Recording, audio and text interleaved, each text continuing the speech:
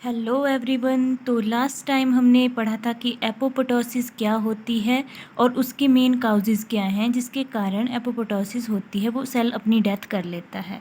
आज हम पढ़ेंगे पाथवेज ऑफ एपोप्टोसिस की। एपोप्टोसिस के दो पाथवे होते हैं, intrinsic pathway and extrinsic pathway.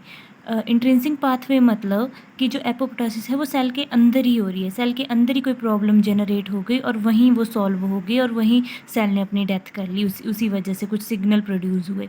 और एक्सट्रिंसिक पाथवे है कि कोई बाहर से स्टिमुलस आ रहा है, कोई लिगेंड आ रहा है, जो क्या करेगा, सेल के अंदर जो भी डैमेज हुआ होगा उसको रिपेयर करने का काम करेगा। अगर नहीं हुआ उससे रिपेयर तो वो क्या करेगा, सेल की डेथ कर देगा।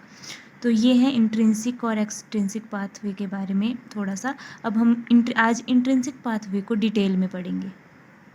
तो इंट्रिंसिक पाथवे में क्या होता है, जैसे हमारे सेल के अंदर डीएनए है, जब डीएनए को कोई डैमेज हो जाता है, वो ब्रेक हो जाता है डीएनए, अगर डीएनए ब्रेक हो गया तो फिर आगे तो प्रॉब्लम हो जाएगी, आगे सेल साइकिल नहीं चल पाएगी। तो डीएनए जैसे ब्रेक हुआ तो उसके साथ प्रोटीन्स लगे होते हैं सीएच के और एटीएम। एटीएम तो आसान है याद रखना। तो इस तरह के प्रोटीन लगे होते हैं। जब इसको डैमेज हो जाता है डीएनए को तो ये क्या करते हैं, एक्टिवेट कर देते हैं P53 को, जो नेगेटिव सिग्नलिंग प्रोटीन है। इसका ये नेगेटिव सिग्नल भेजता है सेल में और सेल साइकिल स्टॉप हो जाती है। ये हॉल्ट कर देता है, रुका देता है सेल साइकिल को। रुकाता क्यों है, ये कुछ देर देखता है, चेक करता है कि अगर इसके बस की होगी उस प्रॉब्लम को ठीक करना, जैसे डीएनए को रिपेयर करना या कुछ नॉर्मल प्रॉब्लम होगी तो ये रिपेयर भी कर देता है। लेकिन अगर इसके बस की नहीं है रिपेयर करना तो ये क्या करेगा, फिर बैक्स इस प्रोटीन को, बैक्स प्रोटीन को क्या करेगा, स्टिमुलेट कर देगा, एक्टिवेट कर देगा। जब ये इसे एक्टिवेट करेगा तो फिर ये क्या करेगा, बैक्स प्रोटीन है वो माइटोकॉन्ड्रिया के अंदर साइटोक्रोम सी, उसे इसकी ज़रूरत होती है। अब ये क्या करेगा, माइटोकॉन्ड्रिया के अंदर छोटे छोटे पोर्स बना लेगा, छोटे छोटे पोर्स बना के ये क्या करेगा, साइटोक्रोम सी को बाहर निकाल देगा। इसका बाहर निकलना बहुत ज़रूरी होता है। जब साइटोक्रोम सी बाहर निकल गया तो इधर साइटोप्लाज्म में सेल के अंदर APAF1 नामक का प्रोटीन होता है।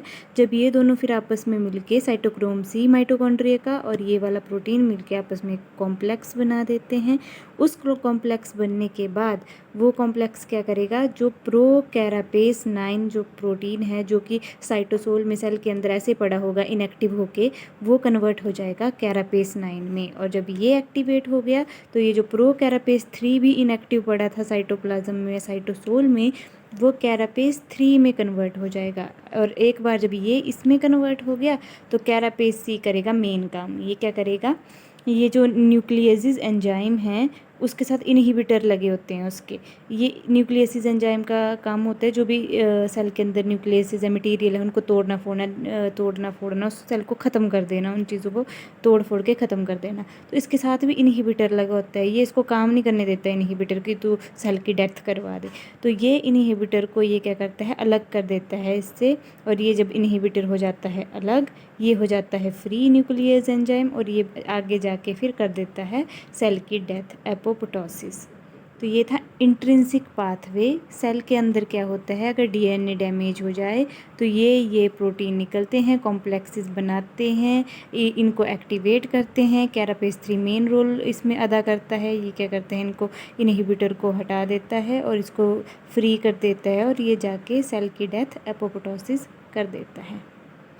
सो ये था हमारा intrinsic pathway of apoptosis. If you like my video, please like, share and do subscribe to my channel. Thank you so much.